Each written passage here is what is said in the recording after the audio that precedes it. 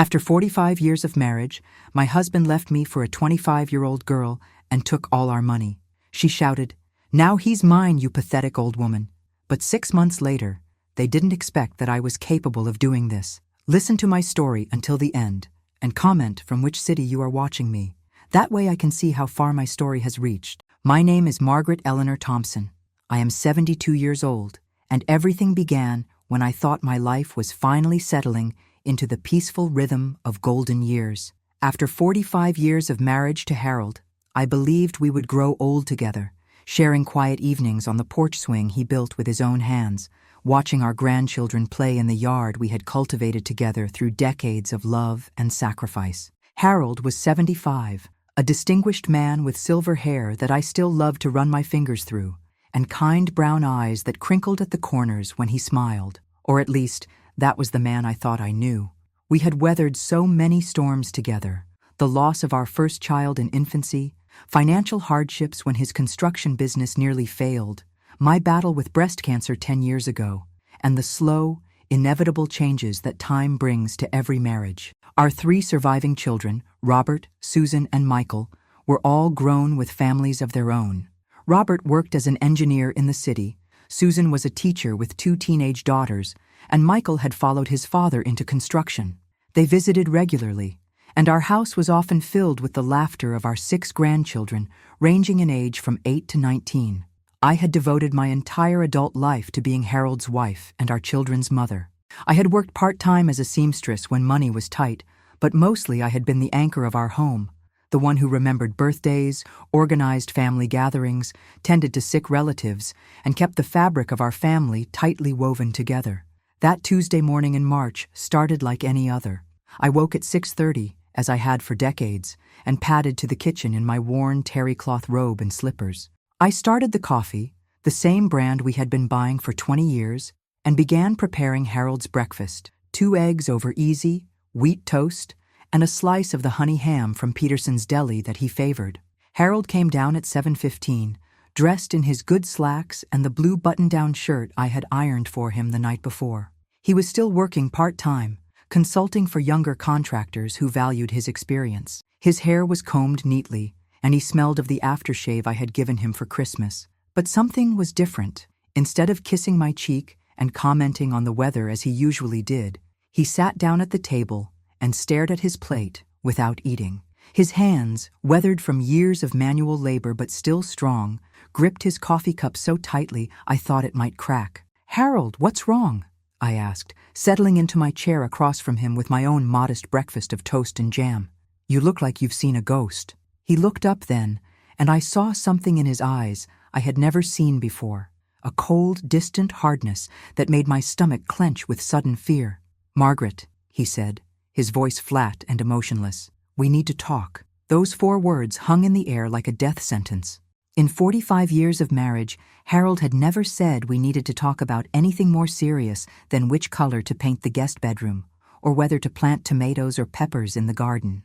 "Of course, dear," I said, trying to keep my voice steady. "What's on your mind?" Harold pushed his untouched breakfast away and folded his hands on the table. "I want a divorce, Margaret. I'm leaving you." The words hit me like a physical blow. I actually gasped and put my hand to my chest, feeling my heart race beneath my palm. "What did you say?" "You heard me. I want out of this marriage. I've already spoken to a lawyer." I stared at him, searching his face for any sign that this was some cruel joke, but his expression remained cold and determined. "Harold, I don't understand. What's brought this on? Are you feeling unwell?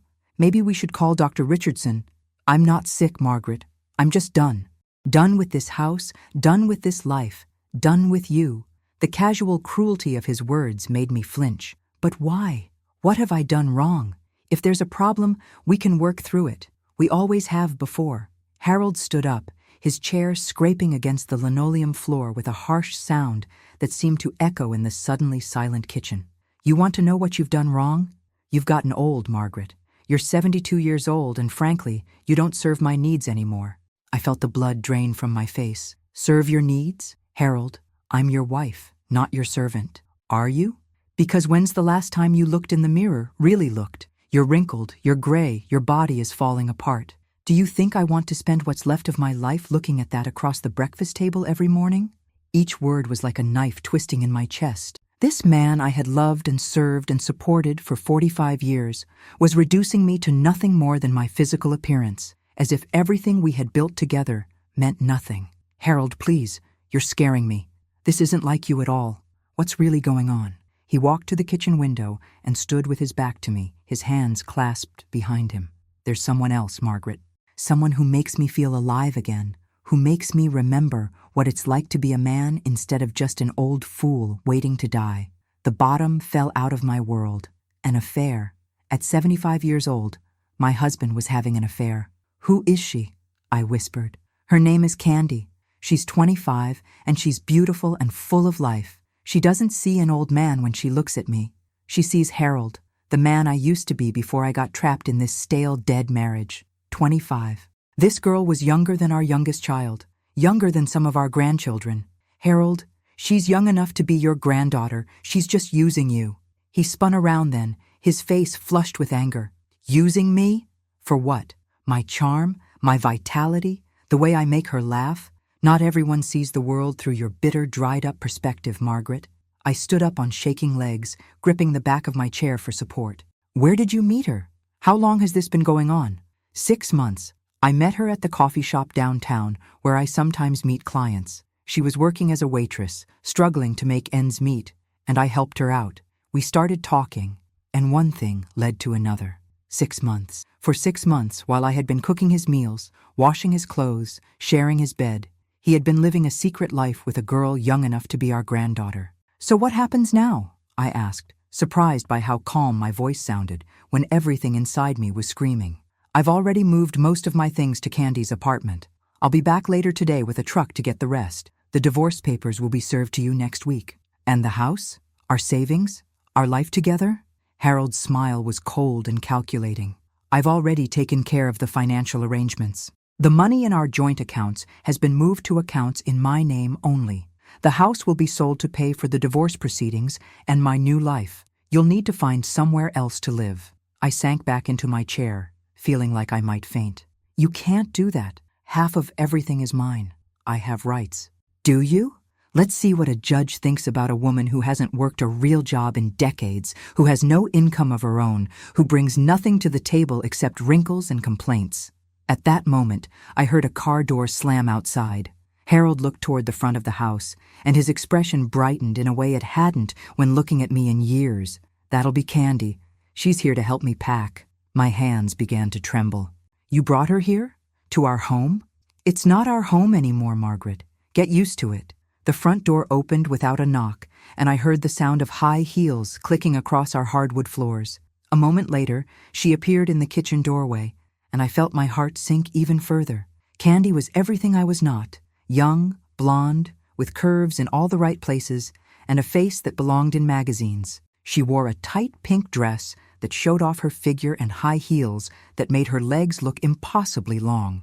Her makeup was perfect, her hair styled in loose waves, and she carried herself with the confidence of someone who had never doubted her own desirability. She looked at me with undisguised contempt, then turned to Harold with a bright smile that transformed her face from merely pretty to genuinely beautiful. Ready to go, baby. I've got the truck outside. Harold's face lit up like a teenager's. He actually walked over and kissed her right there in my kitchen, his hands on her waist, while I sat watching in stunned silence. Almost ready, sweetheart. Just need to grab a few more things from upstairs. Candy's eyes fixed on me again, and her smile turned cruel. So this is the old wife I've heard so much about. Harold told me you were ancient, but wow, you look like you should be in a nursing home. I tried to summon some dignity, some strength to respond, but the words wouldn't come. I just sat there, staring at this young woman who was casually destroying my life. Harold says you've been holding him back for years, Candy continued, examining her perfectly manicured nails. Thank God he finally found the courage to dump you. A man like Harold needs a real woman, not some dried-up old hag who can't even keep herself looking decent. Candy, be nice, Harold said, but he was smiling as he said it, clearly enjoying her cruelty. Why should I be nice? She's nobody now, just a pathetic old woman who couldn't keep her man satisfied. She walked closer to me, her heels clicking ominously on the floor. Listen, Grandma, Harold is mine now. He doesn't want you, he doesn't need you, and frankly, nobody else will want you either. So do yourself a favor and just disappear quietly. I found my voice at last, though it came out as barely more than a whisper. Harold, please, don't let her talk to me like that. I'm still your wife. Harold looked at me with something approaching pity, which was somehow worse than his earlier coldness. Not for long, Margaret. And Candy's right. I should have done this years ago. You are old, and you don't serve my needs anymore. A man has a right to happiness. Candy laughed, a sound like breaking glass. Now he's my man, you pathetic old failure. Harold's going to take such good care of me, aren't you, baby? Harold nodded, looking at her with naked adoration. Whatever you want, sweetheart. The world is ours now. They went upstairs then, and I sat alone in my kitchen, surrounded by the detritus of 45 years of marriage, the coffee cups we had drunk from thousands of mornings, the table where we had shared countless meals, the photographs on the refrigerator documenting our life together. I could hear them moving around upstairs, Harold's deep voice and Candy's higher-pitched laughter, the sound of drawers opening and closing, boxes being filled. They were erasing my husband from this house, taking him away piece by piece. When they came back downstairs, Harold was carrying 2 suitcases, and Candy had an armload of his clothes. They made several trips, and I sat frozen in place, watching my life disappear before my eyes. On their final trip, Harold paused at the kitchen door. I'll send someone for the rest of my things later. The real estate agent will be in touch about putting the house on the market. Harold, I said, standing up with great effort, please reconsider. We can work through this. We can go to counseling, take a trip, anything. Don't throw away 45 years for someone you've known for 6 months. He looked at me with something approaching disgust. 45 years of what, Margaret? Routine, boredom, slow decay. With Candy, I feel like I'm 25 again. Why would I give that up to grow old and die with you? Candy appeared behind him, sliding her arm possessively around his waist. Come on, Harold. Let's get out of here before I throw up. The smell of old lady is making me sick. She looked directly at me then, her young face twisted with malicious glee.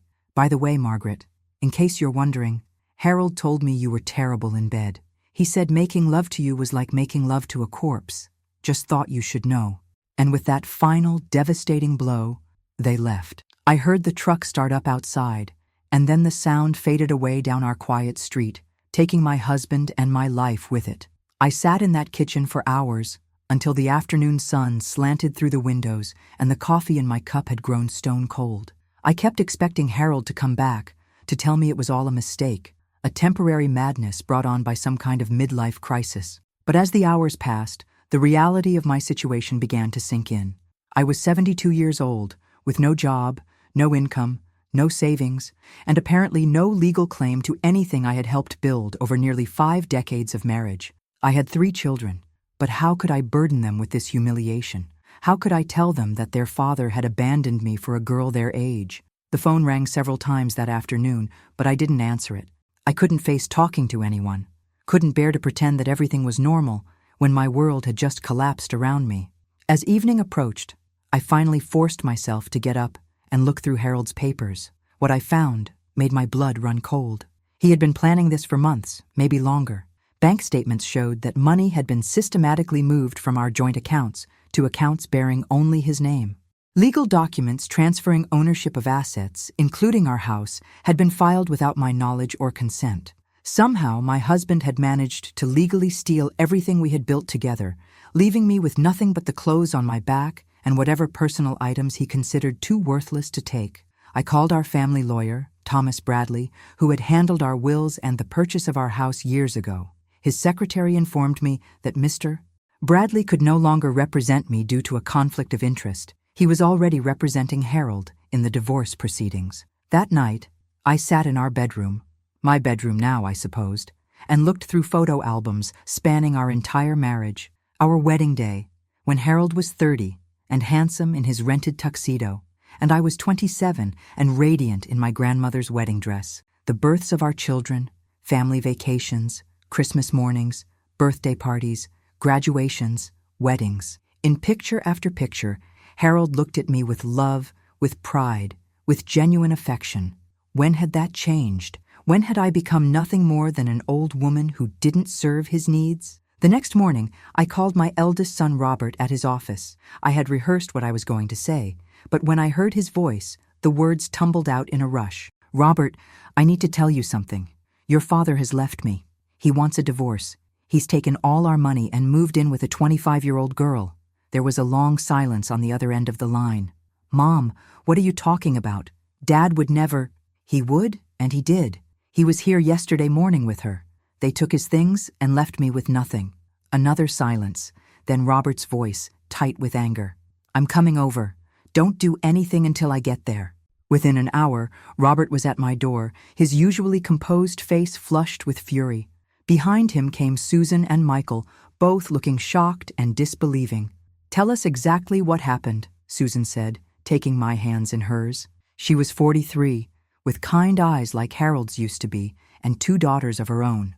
I told them everything, from Harold's cold announcement to Candy's cruel taunts to the discovery of the financial betrayal.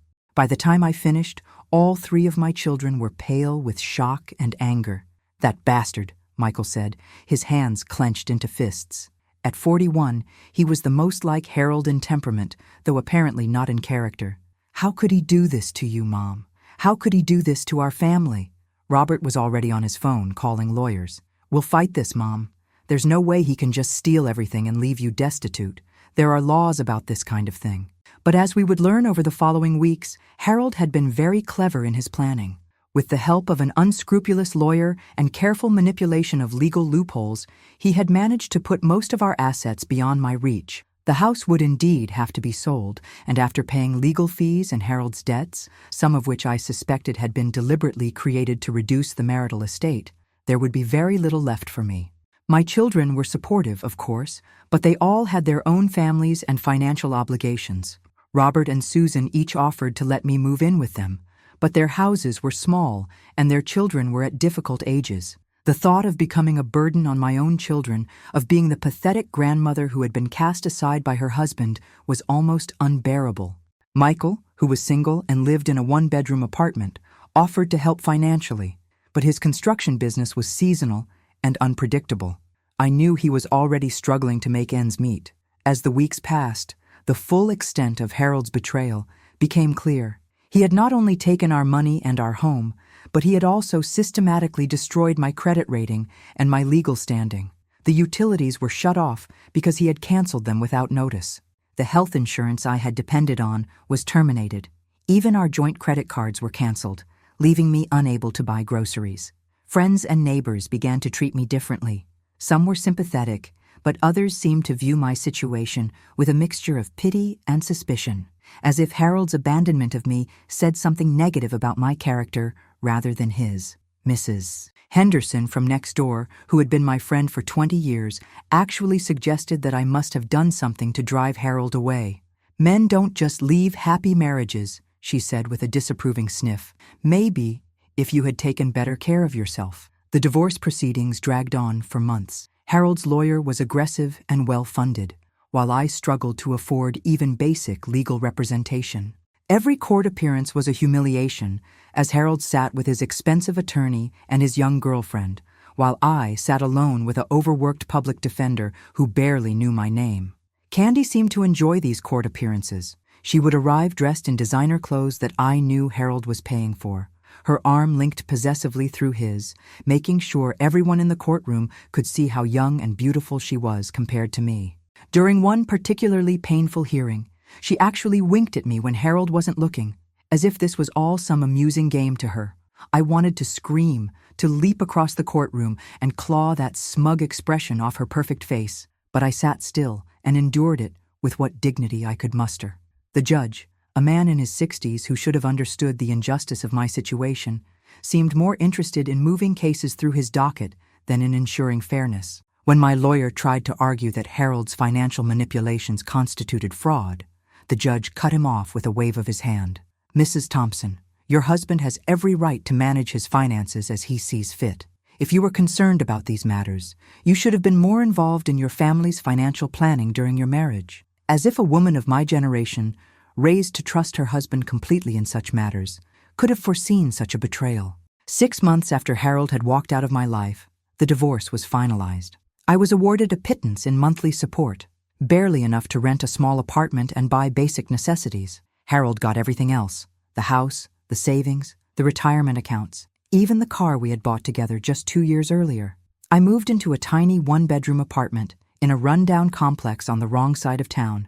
The walls were thin, the neighbors were loud, and the whole place smelled of cooking grease and despair. After 45 years in our beautiful home with its garden and its memories, this place felt like a prison cell.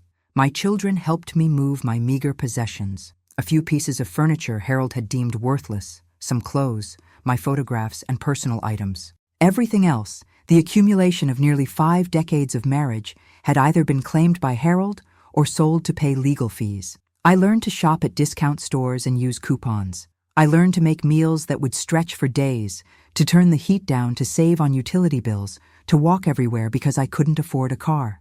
At 72, I was starting over with nothing, like a young person just beginning their adult life, except without youth's optimism or energy. The loneliness was the worst part. After being part of a couple for 45 years, the silence of my empty apartment was deafening.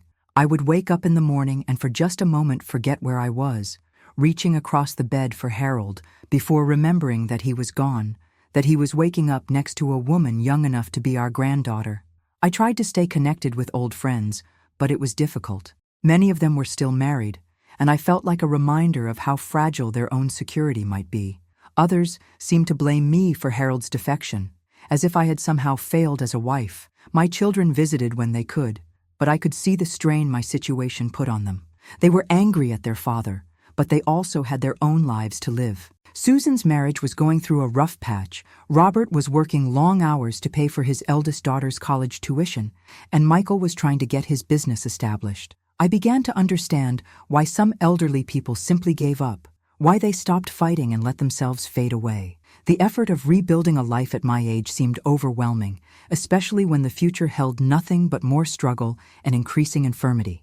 One evening in September, about 6 months after the divorce was finalized, I was sitting in my cramped living room watching a rerun of a show Harold and I used to enjoy together. The laugh track sounded hollow and mocking in my empty apartment. That's when I heard the knock on my door. I wasn't expecting anyone, and visitors were rare in my new life. I looked through the peephole and saw a young man in a suit holding an official-looking envelope. "Mrs. Thompson, I'm from Phillips, Morrison & Associates law firm. I have some documents for you." My heart sank. More legal papers, probably some final insult from Harold's lawyer. I opened the door and accepted the envelope with trembling hands. But as I read the documents, my confusion grew. This wasn't from Harold's lawyer at all. It was from a law firm I had never heard of, and the papers seemed to be about an inheritance. According to the documents, my great-aunt Millicent, my grandmother's younger sister, whom I remembered meeting only a few times as a child, had died and left me a substantial inheritance. The papers were complex and full of legal language I didn't understand, but the bottom line was clear. I was now the owner of a significant sum of money and some property. I stared at the papers in disbelief. Great-aunt Millicent had been a spinster who lived a quiet life in a small town several hundred miles away. I hadn't thought of her in decades, and I certainly had no idea that she even remembered me, let alone that she would leave me anything. The next morning, I called the law firm. The lawyer, Mr. Phillips, confirmed that the inheritance was real and substantial. Aunt Millicent had been a shrewd investor who had lived frugally and accumulated considerable wealth over her long life. As her only surviving blood relative, she had outlived all her contemporaries and had no children of her own. I was her sole heir. The inheritance included not only money, but also Aunt Millicent's house and several pieces of valuable real estate she had acquired over the years. After taxes and legal fees, I would be left with more money than Harold and I had accumulated in 45 years of marriage. But the most interesting part of the inheritance was a letter Aunt Millicent had left specifically for me. Mr. Phillips read it to me over the phone. "Dear Margaret, if you are reading this, then I have passed on, and you are probably wondering why I left everything to you. The truth is, I always admired you from afar. Your mother used to write to me about your life, your marriage, your children. She told me how you sacrificed your own ambitions to support your family, how you put everyone else's needs before your own. I never married, never had children, but I built a good life for myself through careful planning and smart investments. I want you to have the chance to build a new life too, one where you don't have to depend on anyone else for your security and happiness. Use this money wisely, my dear. And remember, it's never too late to start over. I sat in my tiny apartment, holding the phone and crying tears I hadn't shed since the day Harold left. For the first time in over a year, they were tears of hope rather than despair. Over the following weeks, I worked with Mr. Phillips to manage the inheritance. I paid off all my debts, including the legal fees from my divorce. I moved out of my cramped apartment and into a comfortable 2-bedroom house in a quiet neighborhood.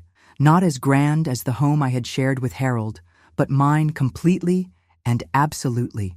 I bought a reliable used car, restocked my wardrobe with clothes that made me feel attractive and confident, and began to explore possibilities I hadn't considered in decades. I enrolled in a literature class at the local community college, something I had always wanted to do but never had time for when I was busy caring for everyone else. But the most important thing I did was hire a private investigator. You see, Harold's betrayal had awakened something in me, a determination to understand exactly what had happened and why. I wanted to know more about Candy, about how she had manipulated my husband, about what their life together was really like. The private investigator, a woman named Sarah Martinez, was professional and discreet. Within a few weeks, she had compiled a comprehensive report on Candy Williams.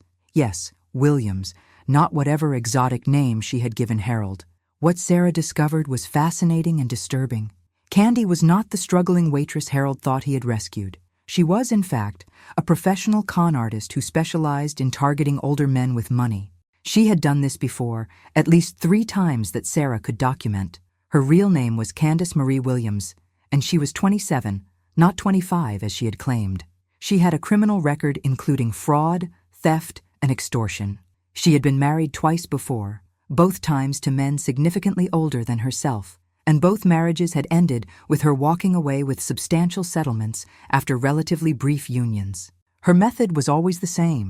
She would target a married man in his 60s or 70s, seduce him away from his wife, convince him to leave his spouse and restructure his finances in her favor, then disappear with as much money as she could get her hands on. Harold, it seemed, was just her latest mark. Sarah's investigation also revealed that Harold and Candy were living in an expensive downtown apartment that Harold was paying for, and that Candy was already showing signs of boredom with her elderly conquest. Sarah had photographed her with other men, younger men, on occasions when Harold was working. But the most interesting discovery was that Candy had a weakness: gambling. She was a regular at several casinos, and according to Sarah's sources, she had run up significant debts with some very unsavory people. Armed with this information, I began to formulate a plan. It wasn't revenge exactly, though I won't pretend that wasn't part of my motivation. It was justice, ensuring that Harold learned the truth about the woman he had destroyed his family for, and that Candy faced consequences for her actions. I started slowly. First, I had Sarah document Candy's gambling debts and her meetings with men other than Harold. Then I began to make subtle inquiries about Harold's business affairs. What I discovered was troubling. In his infatuation with Candy, Harold had made some very poor financial decisions. He had invested their combined resources, my former resources, in several risky ventures that Candy had recommended. He had also been spending far beyond his means to keep her happy, buying expensive jewelry, clothes, and taking lavish trips. Meanwhile, I was quietly rebuilding my own life. I had invested Aunt Millicent's money wisely, creating a steady income that would support me comfortably for the rest of my life. I had made new friends in my literature class and joined a garden club where my decades of experience with plants and flowers were appreciated. Most importantly, I had regained my self-respect. I was no longer the pathetic, abandoned wife begging for scraps from her former husband. I was Margaret Eleanor Thompson, a woman of independent means and growing confidence. 6 months after receiving my inheritance, exactly 1 year after Harold had walked out on our marriage, I decided it was time to implement my plan. I knew Harold's routines because Sarah had been watching him. Every Tuesday evening, he met with potential clients at Morrison's Bar, an upscale establishment downtown where he liked to conduct business over expensive drinks. I dressed carefully that evening, not to look younger, which would have been impossible and pathetic, but to look elegant and prosperous. I wore a navy blue dress that flattered my figure, tasteful jewelry, and low heels that were comfortable but stylish. I had my hair done professionally and applied makeup with a careful hand. When I walked into Morrison's bar, I felt eyes turn toward me. Not because I looked young, I didn't, but because I looked like a woman of substance and dignity. Harold was sitting in a corner booth with a potential client, a younger man, who appeared to be listening politely to Harold's pitch. I waited at the bar, sipping a glass of wine and watching. Harold looked older than when I had last seen him in court. The stress of supporting Candy's expensive lifestyle was showing on his face, and his clothes, while still expensive, looked a bit worn around the edges. When his meeting ended and the client left, I approached his table. "Hello, Harold." He looked up, startled, and I saw a flash of several emotions cross his face: surprise, guilt, and something that might have been regret. "Margaret, what are you doing here?" "Having a drink. It's a free country." I slid into the seat across from him without being invited. "You look tired, Harold. How are things with Candy?" His jaw tightened. "That's none of your business." "Probably not. But I'm curious about something. Did you know that her real name is Candace Williams? That she's 27, not 25? That she's been married twice before to men roughly your age?" Harold's face went white. "That's impossible. You're lying." I reached into my purse and pulled out a folder containing some of Sarah's research. Not all of it, just enough to make my point. "Public records, Harold. Marriage certificates, divorce decrees, criminal background check. Would you like to see them?" He stared at the papers without touching them, as if they might burst into flames. "Where did you get these? Does it matter? The question is, what are you going to do now that you know the truth about your precious Candy?" Harold was quiet for a long moment, his face cycling through various emotions. Finally, he looked up at me with something approaching his old expression of vulnerability. "Margaret, I've made a terrible mistake. I don't know what came over me. It was like a madness, a temporary insanity. But I know now that what we had was real, was valuable. Maybe we could try again, work things out." I looked at this man who had been my husband for 45 years, who had called me old and useless, who had humiliated me in front of his young mistress, who had left me destitute and alone, and I felt nothing.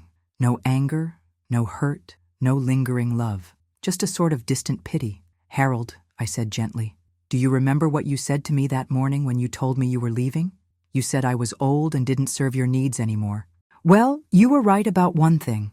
I am older now than I was then, but you were wrong about the other thing. I don't exist to serve your needs or anyone else's needs. I exist for my own purposes." I stood up, leaving the folder on the table. "I hope things work out for you, Harold. I really do. But they won't be working out with me." As I walked away, I heard him call my name, but I didn't turn around. 3 days later, Sarah called me with an update. Harold had confronted Candy about her real identity and her criminal history. According to Sarah's sources, it had been a spectacular fight that had resulted in the police being called by neighbors complaining about the noise. Candy had stormed out, but not before cleaning out Harold's bank accounts and taking everything of value from the apartment. She had also left him with her gambling debts, which certain unpleasant individuals were now expecting Harold to pay. A week after that, Harold showed up at my door. He looked terrible. Unshaven, his clothes wrinkled, his eyes red-rimmed and desperate. "Margaret, please. I need help. She took everything. I have nothing left." I looked at him through the screen door of my comfortable home. This man who had once been my whole world and was now a stranger begging for charity. "I'm sorry to hear that, Harold. Have you tried calling your children?" "They won't speak to me." Robert hung up when I called, and Susan told me I made my bed and now I had to lie in it. Michael won't even take my calls. I wasn't surprised. Harold's children had been deeply hurt by his abandonment of me and his cruel treatment of our family. They had tried to maintain some relationship with him for a while after the divorce, but his selfishness and his flaunting of his young girlfriend had damaged those relationships, perhaps permanently. "That must be very difficult for you," I said. "But I'm afraid I can't help you, Harold. Margaret, please. I know I hurt you. I know I made mistakes, but we have history together. Doesn't that count for something?" I considered his question seriously. Did our history count for something? Yes, it did. It counted as a lesson learned, a chapter closed, a reminder of how much I had grown since he had left me broken and destitute. "Harold," I said finally, Our history does count for something. It taught me that I'm stronger than I ever imagined, that I can survive betrayal and rebuild my life. It taught me that my worth isn't dependent on whether a man finds me useful or attractive. Most importantly, it taught me that I deserve better than someone who would abandon me after 45 years for a woman young enough to be our granddaughter. Harold's face crumpled. But I love you, Margaret. I've always loved you. I was just confused, going through some kind of crisis. Men my age, we panic about getting old, about death. Candy made me feel young again. But it was all an illusion. You're real. What we had was real. What we had was real, I agreed. But you destroyed it. You didn't just leave me, Harold. You humiliated me. You stole from me. You left me with nothing but the clothes on my back. And now that your gold digger has run off with your money, you want to come crawling back to the woman you called old and useless. I was wrong to say those things. I was cruel and stupid and— Yes, you were. But Harold, even if I could forgive you, and I'm not saying I can, what makes you think I would want you back? What makes you think I need you? He looked confused by the question. Because we're married.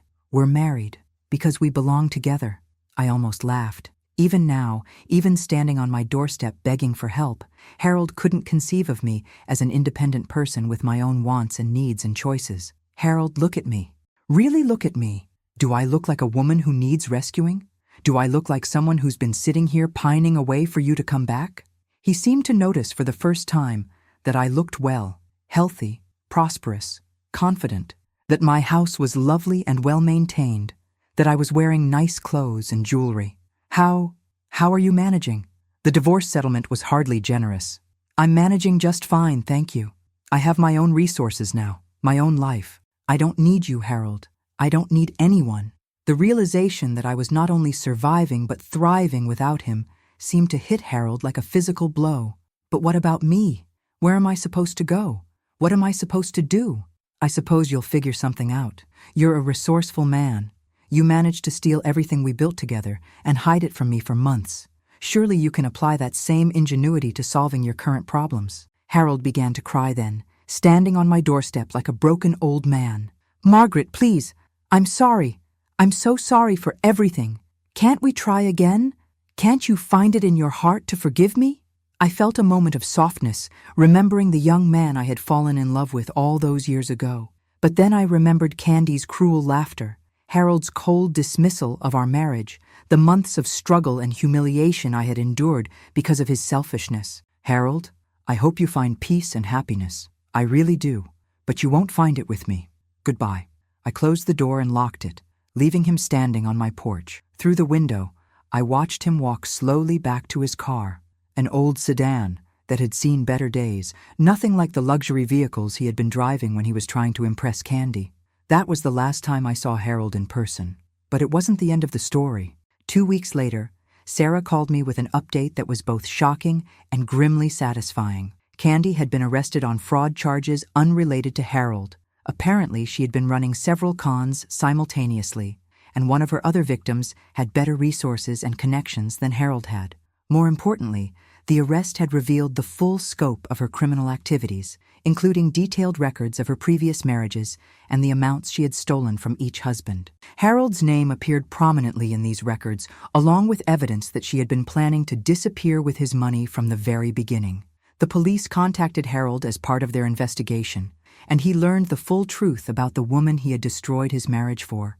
Candy had never loved him, had never even liked him. To her, he had been nothing more than a mark, a lonely old man with money to steal. The recordings the police had found were particularly devastating.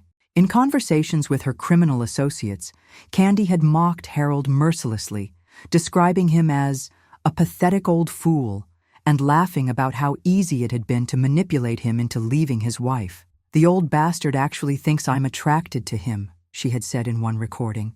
"He's so desperate to feel young again that he'll believe anything. A few more months and I'll have cleaned him out completely."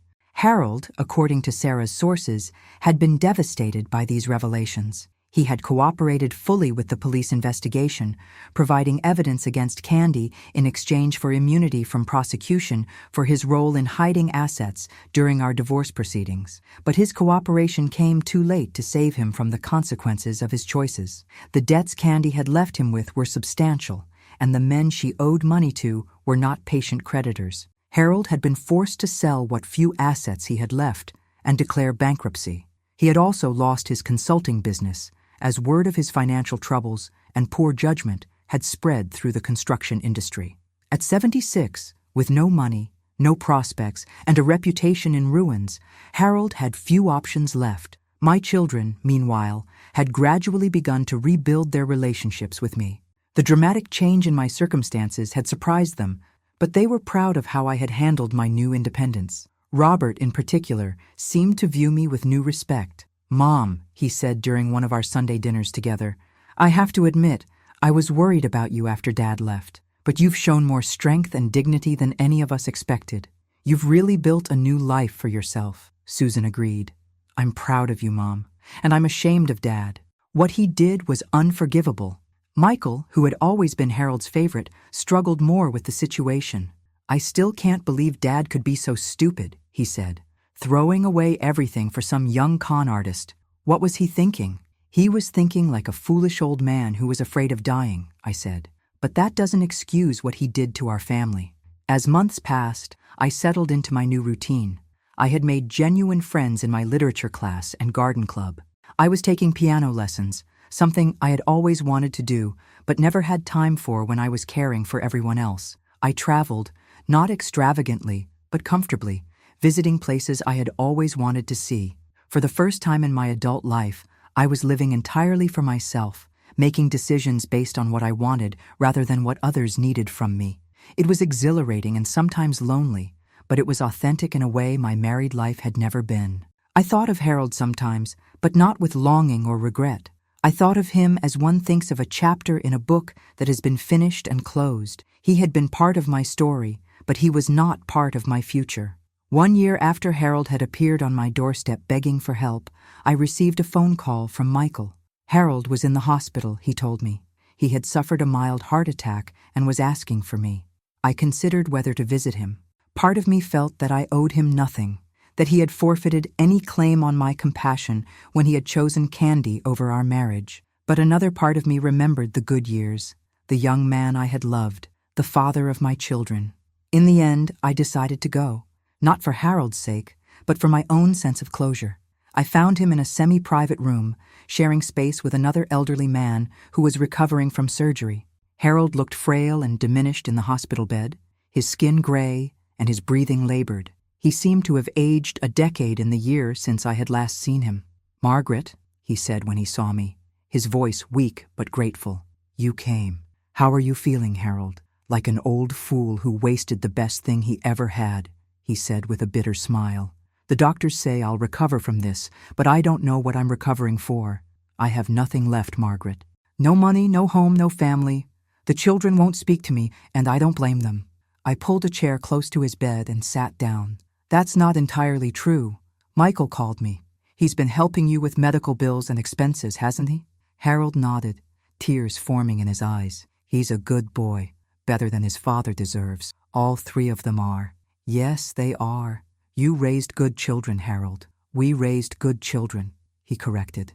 "I may have been their father, but you were the one who really shaped them, who taught them right from wrong. I just provided the bad example of what not to do." We sat in silence for a few minutes, listening to the beeping of monitors and the distant sounds of the hospital. "Margaret," Harold said finally, "I know I have no right to ask this, but I need you to know how sorry I am. Not just because Candy turned out to be a con artist, not just because I lost everything, but because of what I did to you. The things I said, the way I treated you, it was unforgivable." "Yes, it was," I agreed quietly. "I spent 45 years with the most loyal, loving, devoted woman in the world, and I threw it all away for a few months of feeling young again. I convinced myself that I deserved more excitement, more passion, more, I don't know what, but what I really deserved was exactly what I got: betrayal and humiliation and loss. Harold, do you know what the worst part was? It wasn't that you left me for someone younger. It wasn't even that you took all our money and left me with nothing. The worst part was how you made me feel worthless, like I was nothing more than an old piece of furniture you were tired of looking at. Harold's face crumpled. I know. God, I know. I can't believe the things I said to you. I can't believe I let that woman talk to you the way she did. If I could take it back. But you can't, I said firmly. That's the thing about words, Harold. Once they're spoken, they can't be unsaid. The damage is done. Does that mean you can never forgive me? I considered his question carefully. Forgiveness isn't about what you deserve, Harold. It's about what I need for my own peace of mind. And I think I have forgiven you, at least partially. Not because you've earned it, but because carrying anger and resentment was poisoning my own happiness. Harold looked hopeful for the first time since I had entered the room. Does that mean? It doesn't mean anything beyond forgiveness, I said quickly. I'm not coming back to you, Harold. That chapter of my life is closed forever. But I don't wish you ill, and I hope you find some peace in whatever time you have left. Harold nodded slowly, accepting what I had said. What about you, Margaret? Are you happy now? The question surprised me with its sincerity. Yes, I said after a moment. I am happy. Not the way I was happy when I was young and thought I knew what the future held, but happy in a different way. I'm happy with who I've become, with the life I've built for myself. I'm glad, Harold said, and I could see that he meant it. You deserve happiness. You always did. I stayed for another hour, talking about neutral subjects, our grandchildren, changes in the old neighborhood, mutual friends. It felt strange, but not unpleasant, like talking to a distant relative I hadn't seen in years. When I left, I kissed Harold's forehead gently, a gesture of farewell rather than affection. Take care of yourself, Harold. Goodbye, Margaret. Thank you for coming. Thank you for everything. I drove home to my comfortable house, to my independent life, to my future full of possibilities. Harold would recover from his heart attack and live for several more years, I knew, but we would not see each other again. Our story was finished. 6 months later, I received an invitation that made me smile. Robert's eldest daughter, my granddaughter Emma, was getting married. The invitation was addressed to Mrs. Margaret Thompson, not Mr. and Mrs. Harold Thompson, as family invitations had been addressed for 45 years. At the wedding, I sat with my children and grandchildren, wearing a beautiful dress I had bought for the occasion and feeling proud and grateful for the family we had raised together. Harold was not there. He had not been invited, a decision the family had made collectively after consulting with Emma. During the reception, as I watched my granddaughter dance with her new husband, Susan came and sat beside me. Mom, I want you to know how proud we all are of you, the way you've handled everything, the way you've rebuilt your life. It's been an inspiration. Thank you, sweetheart. But I didn't have much choice. When life knocks you down, you either get back up or you stay down. I chose to get back up. Still, it couldn't have been easy. I thought about the past 3 years, the devastation of Harold's betrayal, the months of struggle and humiliation, the slow process of rebuilding my life and my self-respect. Easy? No, it hadn't been easy, but it had been worth it. You know what the strangest thing is? I said to Susan. I'm actually grateful to Harold for leaving me. Susan looked shocked. Grateful? Mom, how can you say that? Because if he hadn't left me, I never would have discovered who I really am underneath all those years of being a wife and mother. I never would have learned that I'm strong enough to stand on my own, that I'm interesting enough to make new friends, that I have dreams and ambitions beyond taking care of other people. I gestured toward the dance floor, where Emma was now dancing with her grandfather on her mother's side. I spent 45 years defining myself through Harold's needs and our children's needs. For the first time in my adult life, I'm defining myself through my own needs and wants. It's terrifying and exhilarating and wonderful. Susan smiled and squeezed my hand. I think Dad's loss was your gain, Mom, and definitely our gain too. We have a stronger, more confident mother now. Later that evening, as I drove home alone to my quiet house, I reflected on the strange turns my life had taken. 3 years ago, I had been a conventional wife and grandmother, content with my traditional role, never questioning whether there might be more to life than serving others. Harold's betrayal had destroyed that life completely, forcing me to rebuild from nothing at an age when most people are simply maintaining what they've already built. But in destroying my old life, he had also freed me to create a new one that was entirely my own choosing. I thought about Candy sometimes, serving her prison sentence for fraud. I even felt a strange sort of gratitude toward her, though I would never admit that to anyone. She had been the instrument of my liberation, even though that had never been her intention. And I thought about Harold, living now in a small apartment subsidized by Michael's charity, his health failing, his pride broken. I felt sorry for him, but I no longer felt responsible for his happiness or his welfare. That was perhaps the most profound change in my life, the understanding that I was not responsible for fixing everyone else's problems. As I pulled into my driveway, I saw that my neighbor Mrs. Chen had left a plate of homemade cookies on my doorstep, as she often did. Mrs. Chen was a widow about my age who had become a good friend. We often had tea together and shared stories about our lives. Mrs. Chen had never pitied me or treated me like a victim. Instead, she had recognized me as a fellow survivor, a woman who had built a life on her own terms. Our friendship was based on mutual respect and shared interests, not on obligation or neediness. Inside my house, I made myself a cup of tea and settled into my favorite chair with a book. The house was quiet, but not lonely. It was peaceful, a sanctuary I had created for myself. The phone rang, and I saw from the caller ID that it was Emma, calling to thank me for attending her wedding. "Grandma, I'm so glad you were there today. It meant everything to me. I wouldn't have missed it for the world, sweetheart. You looked absolutely beautiful. Thank you. And Grandma, I want you to know that you're my hero. The way you started over after Grandpa left, the way you built this amazing new life for yourself, it's incredible. You've shown all of us women in the family that we don't need anyone else to be complete." After we hung up, I sat in my chair smiling. My hero. At 75 years old, I had become someone's hero, not for sacrificing myself for others, but for learning to value myself. I thought about that morning 3 years ago when Harold had told me I was old and didn't serve his needs anymore. He had been right about one thing.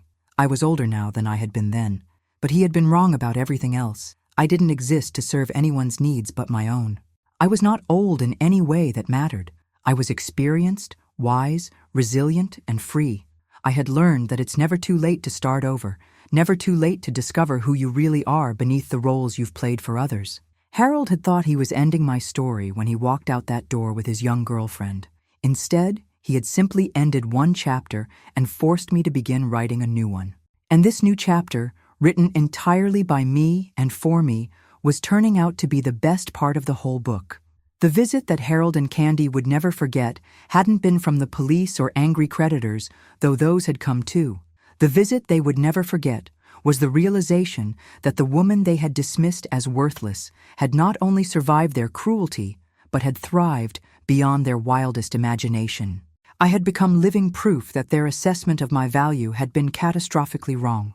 Harold's loss of everything he had stolen from me, Candy's imprisonment, their complete downfall. These were not revenge I had sought, but rather the natural consequences of their choices. As I prepared for bed in my comfortable home, surrounded by books I was reading for pleasure, photographs of family members who respected and loved me, and evidence of a life well lived and purposefully chosen, I felt something I hadn't experienced in years: complete contentment with exactly who I was and where I was in life. Tomorrow, I would wake up in my own house, make my own decisions about how to spend my day, and continue building the independent, authentic life I had discovered I was capable of creating.